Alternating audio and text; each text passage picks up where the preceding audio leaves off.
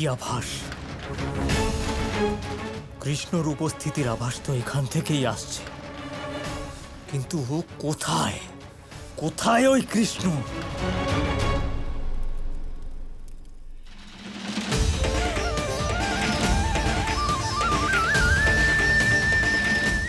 কৃষ্ণের উপস্থিতির আভাস তুমি তখনই পাবে উমেশ, যখন কৃষ্ণ তা নিজে চাইবে।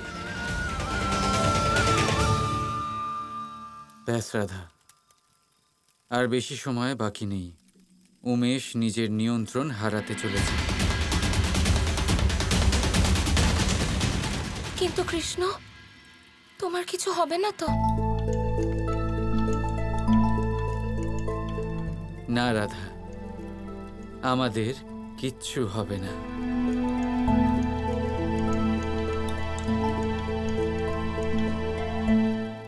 আমি জানি কৃষ্ণ যে তুমি এখানেই কোথাও আছো। যদি সামান্য সাহস থাকে তাহলে সামনে এসো আর সম্মুখীন হও আমার।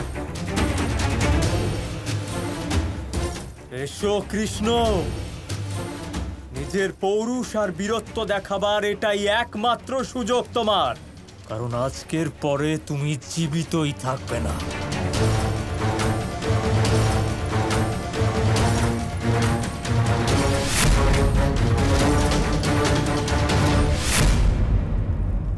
এটা কি ধরনের মায়া? ওই কৃষ্ণর উপস্থিতির আভাস আমি চারদিক থেকে পাচ্ছি কেন? কারণ আমি চারিদিকে আছি উমেশ।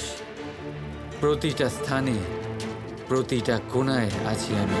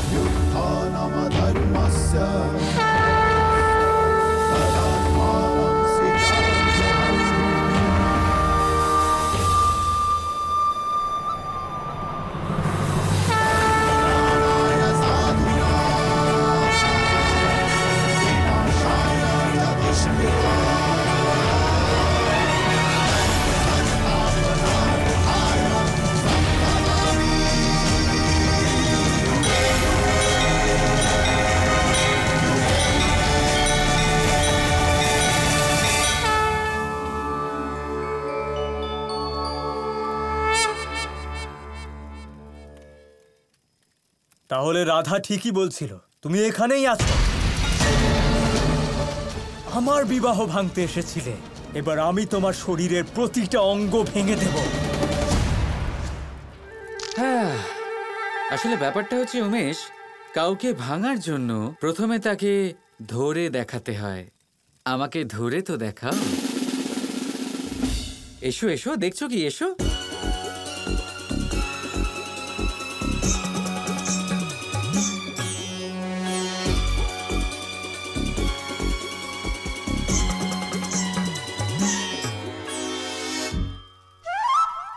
কি হলো, ধরতে পারছো না?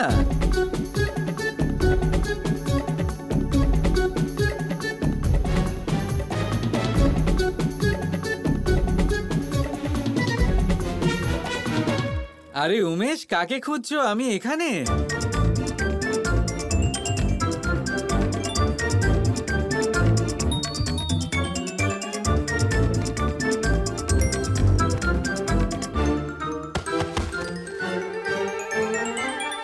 লাগেনি তো উমেশ?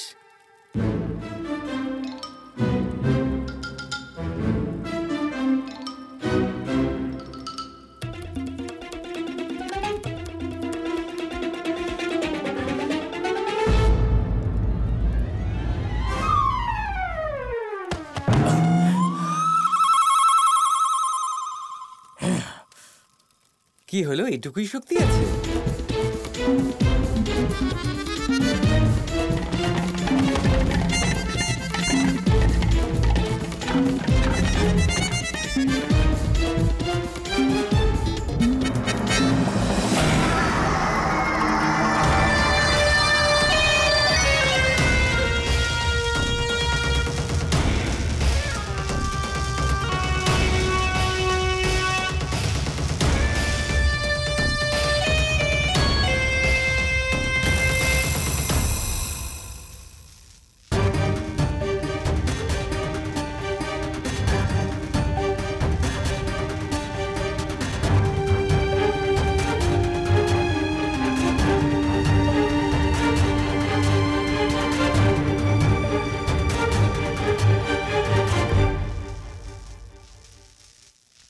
দেখো কৃষ্ণ, তুমি ভাবতেও পারছো না যে আমি কে।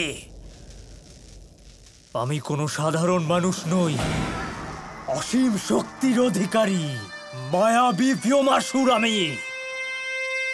মূর্খ আমি নই, তুমি ভীমাসুর। আমি যা, তা তোমার বোধ বুদ্ধির বাইরে।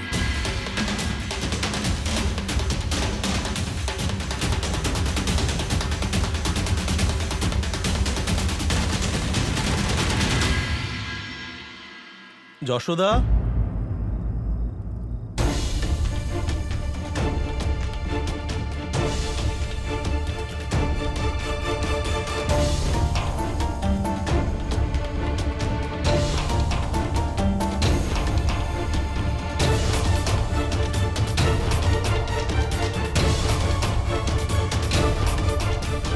নিজের বাবার বাড়ি যখন গেছিলে সবার সামনে দিয়ে গেছিলে তুমি, তাহলে ফিরে আসার সময় এভাবে লুকিয়ে কেন ঢুকছো? ওই আসলে সবাই ঘুমোচ্ছে। ঘুম তাই- তো সবার ভেঙে গেছে যশোদা, চোখও খুলেছে। আমি এটা জানতে পেরেছি যে তুমি নিজের বাবা মার সাথে দেখা করতে নয়, বরং বর্ষণা গেছিলে। আমি নিজের চোখে দেখেছি যে তুমি দুটি মেয়ের সাহায্য নিয়ে বর্ষণার সীমা পার করে এখানে এসেছো। বিশ্বাস হচ্ছে না যে তুমি ওই বৃষভানের গ্রামে গেছিলে, যে তোমার স্বামীকে বিশ্বাসঘাতক বলেছিল, আমার উপরে মিথ্যে দোষারোপ করেছিল। শুধু তাই নয়, আমাদের নির্দোষ ছেলেদেরকে লাঞ্ছনা করেছিল। আমাদের এত বছরের বন্ধুত্ব ভাঙতে যার এক মুহূর্তও লাগেনি, সেই বৃষভানের গ্রামে গেছিলে তুমি। আপনার ক্রোধ যথার্থ আর্য, কিন্তু আপনি নিজেই একটু ভাবুন, যে মায়ের সন্তান তার কাছে নেই, তাহলে সে কি তার সন্তানদের সাথে দেখা করতে তাদের কাছে যাবে না?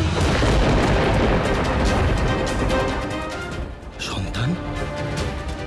তাহলে কি কৃষ্ণ আর বলরামও হ্যাঁ, ওখানে? আর্য, যে কন্যাদের আপনি আমার সাহায্য করতে দেখেছেন, তারা আর কেউ নয়,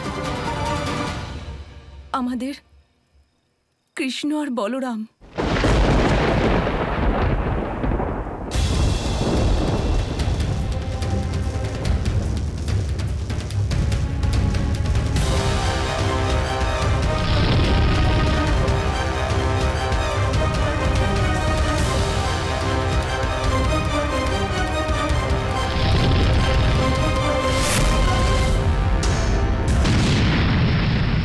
উমেশ, কি হলো ভীমাসুর? লক্ষ্যভ্রষ্ট হয়ে গেল?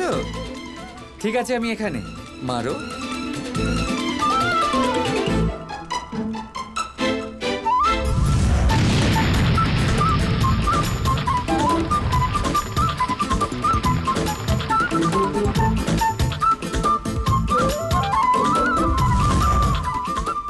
ভীমাসুর,